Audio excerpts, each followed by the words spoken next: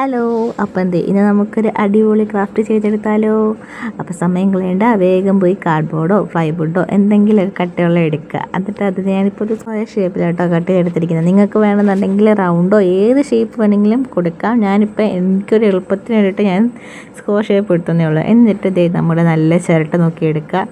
ചിരട്ട നന്നായിട്ട് sand paper വെച്ചിട്ട് ഒന്ന് ചിരണ്ടിച്ചുകൊണ്ട് എടുക്കുക. അതിൻ്റെ ആ നാരുകളൊക്കെ ഉണ്ടല്ലോ, ചിരട്ടയുടെ മണ്ടയ്ക്കത്തെ കാര്യങ്ങളൊക്കെ ഉണ്ടല്ലോ, അതൊക്കെ ഒന്ന് കളഞ്ഞ് റെഡിയാക്കി എടുക്കുക. സാൻഡ് പേപ്പറൊക്കെ യൂസ് ചെയ്ത് കുറച്ച് ടാസ്ക് ആട്ടോ ചേട്ടന് ചിരണ്ടി ലെവൽ ചെയ്തെടുക്കുക എന്ന് പറഞ്ഞു കഴിഞ്ഞാൽ.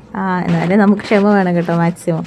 അപ്പം അതുപോലെ ചിരണ്ടിയൊക്കെ എടുക്കുക. എന്നിട്ട് നീറ്റാക്കിയ ശേഷം എന്നിട്ട് തല്ലിപ്പൊട്ടിക്കുക. ചേട്ടൻ കുറച്ച് പീസായിട്ട് വേണം കേട്ടോ.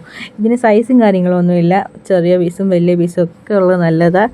മാക്സിമം തീരെ കുഞ്ഞു പീസാക്കാതിരുന്നതിന് ഇരട്ടിപ്പണി ഒഴിവായി കിട്ടും.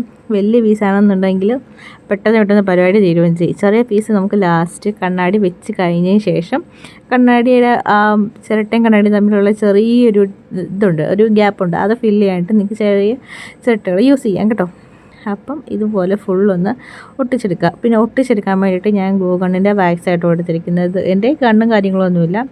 ഞാനിങ്ങനെ ഇതുപോലെ മെഴുകുതിരിയിൽ ഇതിങ്ങനെ കാണിച്ച് കൈ പൊള്ളാണ്ട് സൂക്ഷിച്ച് ഒട്ടിച്ചെടുത്തിരിക്കുമായിരുന്നു കേട്ടോ. കൈയൊന്നും പൊള്ളാണ്ട് വേണം കേട്ടോ ഇതൊക്കെ ചെയ്യേണ്ട. അല്ലെന്നുണ്ടെങ്കിൽ നിങ്ങൾക്ക് ഗ്ലൂ ഗൺ ഉണ്ടെന്നുണ്ടെങ്കിൽ അങ്ങനെ യൂസ് ചെയ്യുക.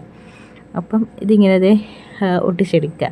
ഇതിപ്പോൾ ഞാനൊരു 3 ദിവസം കൊണ്ട് ചെയ്ത കേട്ടോ. അതിങ്ങനെ ഓരോരോ പാർട്സായിട്ട് വീഡിയോ കാണിക്കുന്നത്.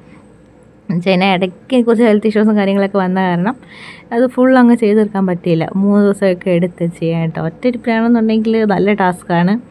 അപ്പം കുറച്ച് ടാസ്ക് എടുത്തിട്ടാട്ടോ നമ്മൾ ചെയ്തെടുക്കുന്നത്. പിന്നെ ഇതുപോലെ ഒരു കണ്ണാടി എടുക്കുക. കണ്ണാടി 10-100 രൂപയ്ക്ക് താഴേക്കേ കിട്ടുകയുള്ളൂ കണ്ണാടി.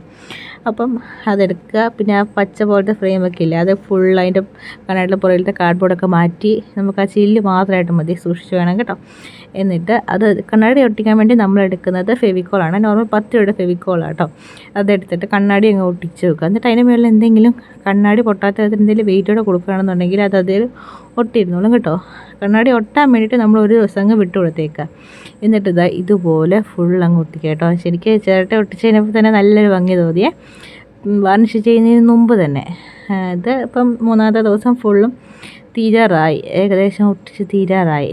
എന്നിട്ട് ഇതിൻ്റെ ഗ്യാപ്പൊക്കെ ഫുള്ളൊന്ന് ഒട്ടിച്ചിട്ടുണ്ട്. പിന്നെ നമ്മളൊരു വാർണിഷ് എടുത്തിട്ടുണ്ട്. വാർണിഷും ജസ്റ്റ് ഒന്ന് കണ്ണാടിയിലാവാത്ത വിധത്തിലൊന്ന് തൂത്ത് കൊടുത്തിട്ടുണ്ട്. പിന്നെ ബ്രഷ് തീരെ കുഞ്ഞു ബ്രഷ് യൂസ് ചെയ്യില്ല, ചിരട്ടയാണ്. അപ്പം അത്യാവശ്യം 1 ഇഞ്ചിൻ്റെയൊക്കെ ഒരു ബ്രഷ് യൂസ് ചെയ്യാൻ മാക്സിമം ശ്രദ്ധിക്കുക. അപ്പം ഇതിങ്ങനെ ചെയ്തെടുക്കുക. ഇത്ര ഉള്ള കേട്ടോ. പിന്നെ ഞാൻ നമ്മുടെ വാഷ് ബേസിൻ്റെ സൈഡിലായിട്ടാട്ടോ ഹാങ് ചെയ്തിട്ടത്. അപ്പം എന്നല്ല ചെറിയ കുറച്ച് എമൗണ്ടിൻ്റെ കാര്യങ്ങളൊക്കെ നമുക്കിങ്ങനെ ചെയ്യാണ്ട് എടുത്തുള്ളൂ. അപ്പോൾ നമുക്കൊരു പ്രീമിയം ലുക്കിൽ കണ്ണാടി കിട്ടിയില്ലേ. അപ്പോൾ എത്ര ഉള്ളൂ കേട്ടോ ഇന്നത്തെ വീഡിയോ. അപ്പോൾ ഓക്കെ, ബൈ.